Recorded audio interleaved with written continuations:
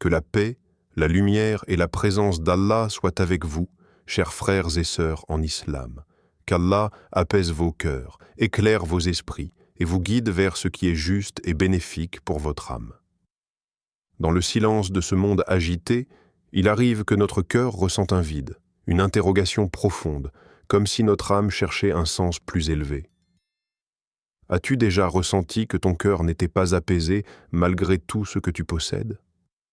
T'es-tu déjà demandé pourquoi certaines épreuves ou certains rappels touchent ton âme plus que d'autres ? Et si même les créatures les plus petites portaient un message spirituel pour nous ? Dans cette vidéo, nous allons découvrir 5 animaux qu'il est strictement interdit de tuer en islam, non pas par hasard, mais par sagesse divine. À travers les enseignements du Coran, de la Sunna et les explications de savants comme Dr Zakir Naik, tu comprendras que chaque créature d'Allah a un rôle sacré dans l'équilibre de la vie. Allah dit dans le Coran, « Il n'y a point de bête sur terre, ni d'oiseau volant de ses ailes qui ne soient des communautés comme vous. » Sourate Al-An'am 6:38. Avant de commencer, abonne-toi à l'Islam Connect, like cette vidéo, commente et partage ce rappel autour de toi. Cette vidéo n'est pas un hasard. Elle est une lumière envoyée par Allah pour toi. C'est une mission divine. 1. La fourmi. Une créature protégée par la miséricorde divine. La fourmi, bien qu'infime aux yeux de l'homme, occupe une place honorable dans la vision islamique de la création. L'islam nous enseigne que la valeur d'un être ne se mesure ni à sa taille ni à sa force, mais à la sagesse qu'Allah lui a accordée et au rôle qu'il joue dans l'équilibre du monde. Le prophète a clairement interdit de tuer la fourmi sans raison valable, car elle fait partie de ces créatures pacifiques qui ne nuisent pas et qui accomplissent leur mission avec une discipline remarquable. Cette interdiction n'est pas simplement une règle, mais une leçon spirituelle profonde qui éduque le cœur du croyant à la douceur et à la retenue. Dans le Coran, Allah élève la fourmi à un rang exceptionnel en lui accordant une voix et une conscience collective. Dans la sourate An-Naml, Allah raconte que la fourmi avertit son peuple de l'arrivée du prophète Sulayman alayhi salam et de son armée, disant « Ô fourmis, entrez dans vos demeures, de peur que Sulayman et ses troupes ne vous écrasent sans s'en rendre compte. » Ce verset bouleversant montre que cette petite créature possède une organisation sociale, une intelligence et une capacité de communication que seul Allah peut accorder. Face à cela, le prophète Sulayman sourit avec humilité et remercia Allah. Cette scène nous enseigne que la grandeur ne réside pas dans la domination, mais dans la reconnaissance et la gratitude. La fourmi est un symbole puissant de travail, de patience et de coopération. Elle ne vit pas pour elle-même, mais pour le bien de toute sa communauté. L'islam nous invite ici à réfléchir. Combien d'êtres humains, pourtant dotés de raison, oublient leurs responsabilités envers les autres? La fourmi, elle, agit sans orgueil, sans bruit, mais avec constance. La protéger, c'est reconnaître que même les plus petites créatures sont des signes d'Allah, appelant le croyant à la réflexion et à l'humilité. Tuer une fourmi sans nécessité, par négligence ou par mépris, revient à ignorer la sagesse divine présente dans chaque détail de la création. Le prophète nous a mis en garde contre toute forme de cruauté gratuite envers les créatures d'Allah. Dans un hadith, il est rapporté qu'un prophète parmi les prophètes fut réprimandé pour avoir brûlé une colonie de fourmis après avoir été piqué par l'une d'elles. Allah lui révéla « Une seule fourmi t'a fait du tort, et tu as détruit toute une communauté qui me glorifiait. » Ce récit nous rappelle que la justice en islam est toujours accompagnée de miséricorde et de proportion. Cette interdiction nous enseigne également la maîtrise de soi. L'islam ne nous encourage pas à réagir par la violence face à une gêne mineure. Au contraire, il nous invite à réfléchir, à peser nos actes et à agir avec sagesse. La fourmi devient ainsi un miroir spirituel. Elle révèle la douceur ou la dureté de notre cœur. Un croyant conscient ne détruit pas ce qu'il ne comprend pas, il observe, il apprend et il respecte. Enfin, protéger la fourmi, c'est affirmer une vérité essentielle. La miséricorde d'Allah englobe toute chose, sans exception. En respectant une vie aussi minuscule, le croyant purifie son cœur de l'arrogance et se rapproche de l'éthique prophétique. Si Allah accorde une telle importance à une fourmi, alors aucune vie n'est insignifiante. Cette leçon transforme le regard du croyant sur le monde et l'invite à devenir un serviteur humble, responsable et profondément miséricordieux envers toute la création. Deuxième, l'abeille, messagère de guérison et de bénédiction. Parmi toutes les créatures qu'Allah a placées sur terre, l'abeille occupe une position unique et honorée.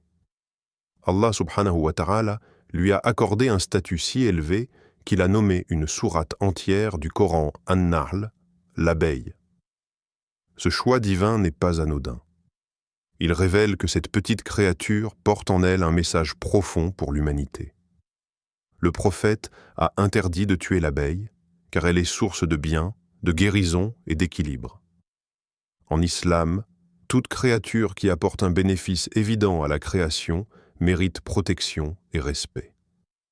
Allah dit dans le Coran « Puis mange de tous les fruits et suis humblement les voies de ton Seigneur. De leur ventre sort une boisson de couleurs variées dans laquelle il y a une guérison pour les gens. » Sourate An-Nahl 16-69. Ce verset établit clairement que le miel n'est pas seulement un aliment, mais une guérison divine. À travers l'abeille, Allah montre comment une créature apparemment insignifiante peut être une cause de bien immense pour l'humanité entière.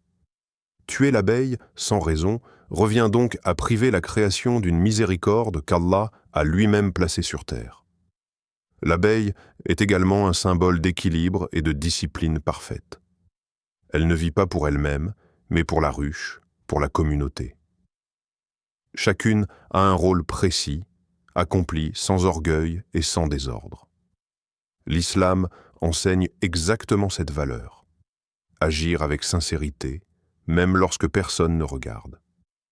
L'abeille ne fait pas de bruit inutile, elle ne détruit pas son environnement, elle construit avec patience et précision.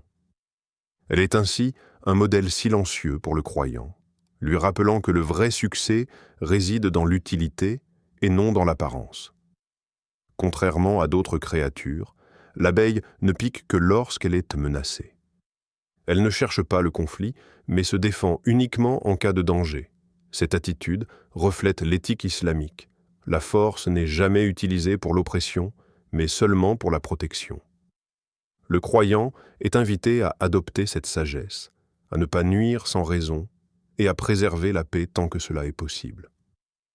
L'abeille devient ainsi une leçon vivante de retenue, de justice et de modération.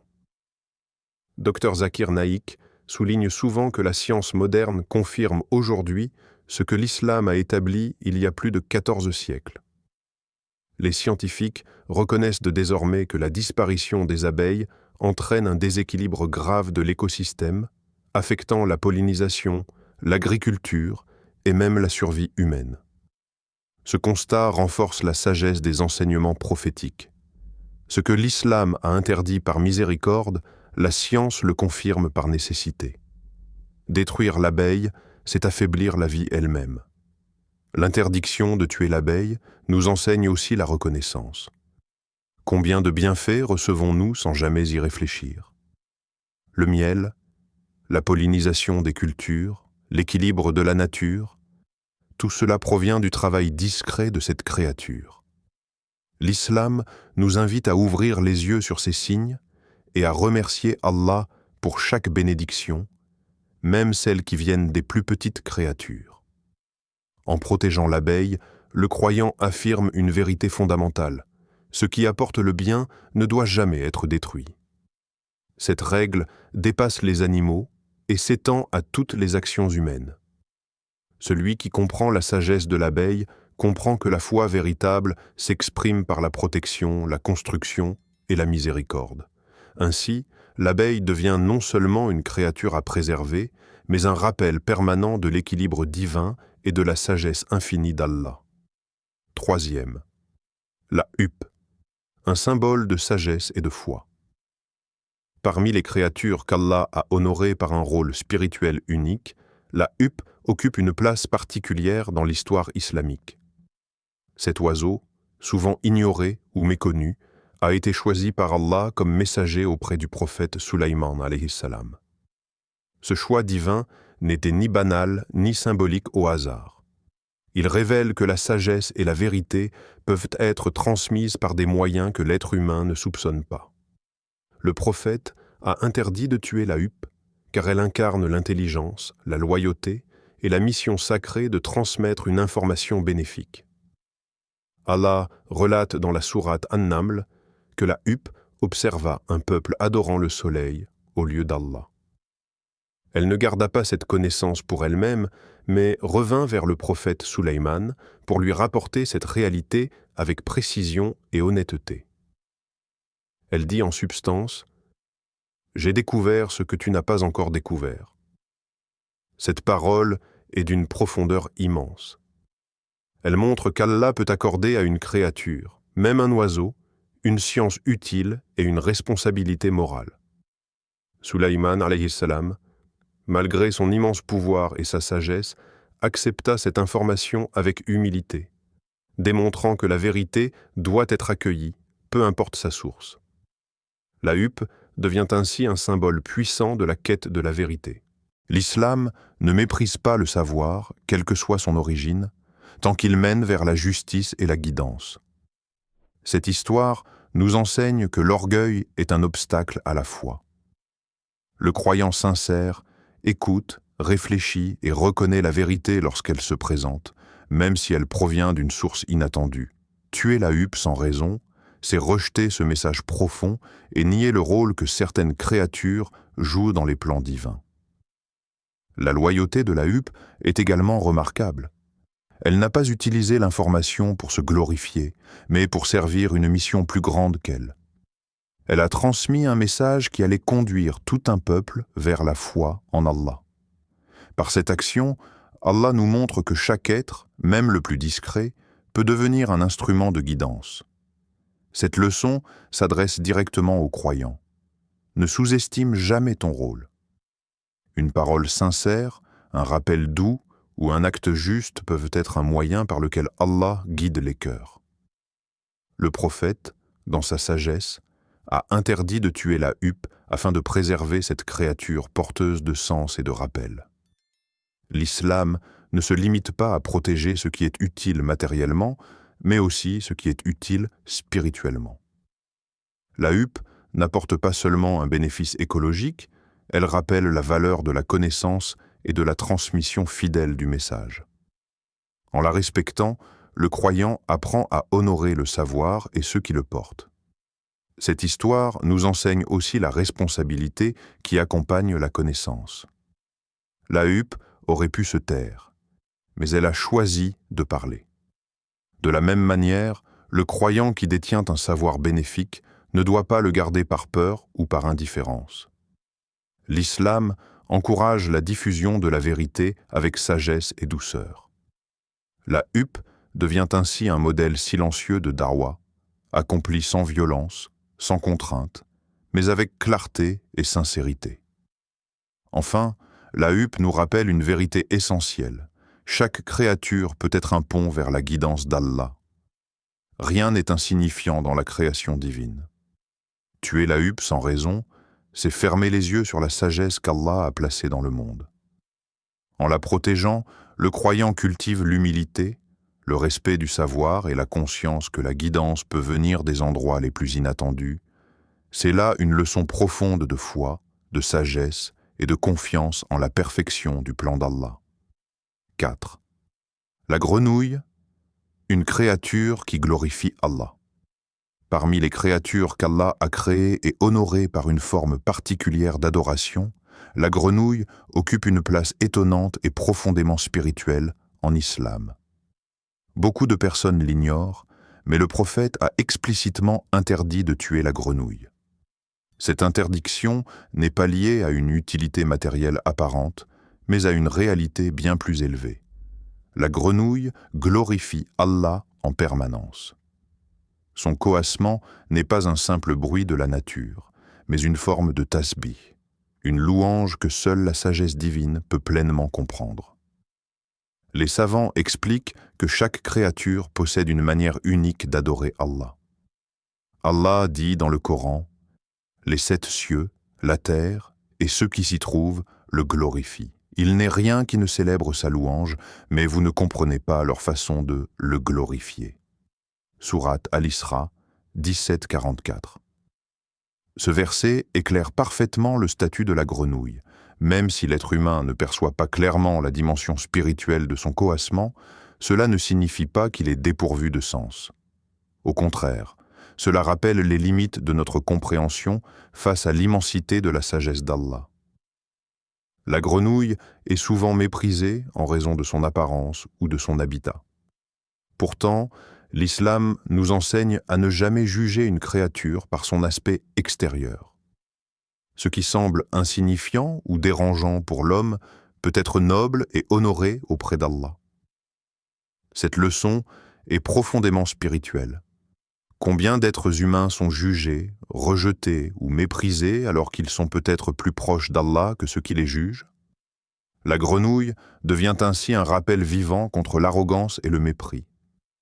L'interdiction de tuer la grenouille nous enseigne également le respect du sacré invisible. L'adoration ne se limite pas aux prières que nous voyons ou entendons clairement. Elle peut prendre des formes subtiles, silencieuses ou incomprises. En islam, même un son, un mouvement ou un silence peut être un acte d'adoration. La grenouille, par son existence même, glorifie Allah sans interruption, rappelant aux croyants que la louange d'Allah ne cesse jamais dans l'univers.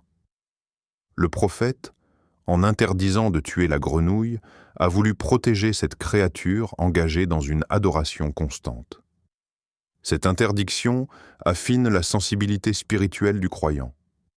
Elle l'invite à réfléchir avant d'agir, à se rappeler que ses actes ont un impact non seulement matériel, mais aussi spirituel. Détruire une créature qui glorifie Allah, c'est interrompre un tasbih que nous ne comprenons peut-être pas, mais qu'Allah apprécie. Cette leçon s'étend également à notre relation avec les autres. L'islam nous enseigne la retenue, la patience et la compassion. Si nous sommes appelés à respecter une grenouille en raison de sa louange d'Allah, combien plus devons-nous respecter un être humain avec ses faiblesses et ses imperfections? La grenouille nous rappelle que la valeur véritable est cachée, souvent invisible aux yeux du monde. Enfin, respecter la grenouille, c'est reconnaître une vérité fondamentale. La création entière est engagée dans l'adoration d'Allah. L'univers est un immense chœur de louanges, dont chaque créature joue sa propre note. Le croyant conscient ne cherche pas à faire taire cette louange, mais à y participer avec humilité.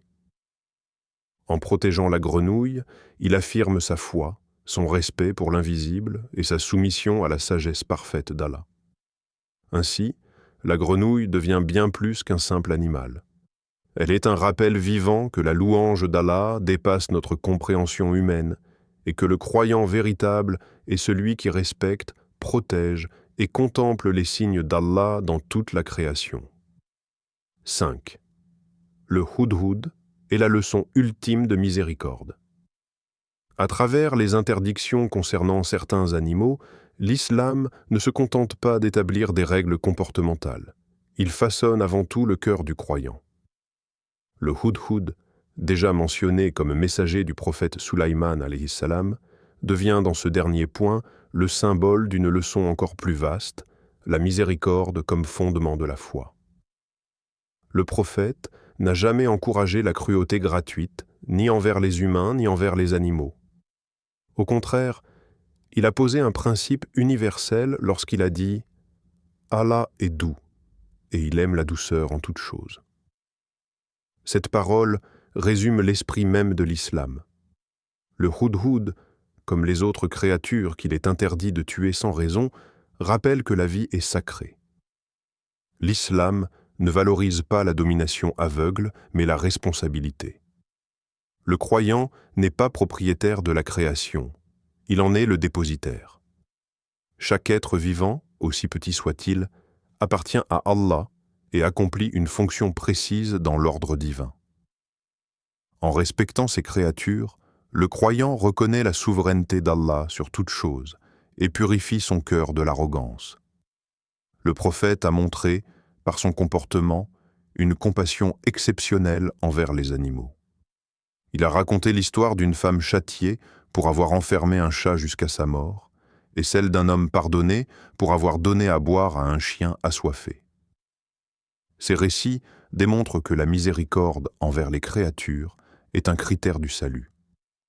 Le Hudhud, par son rôle spirituel et symbolique, s'inscrit dans cette même logique.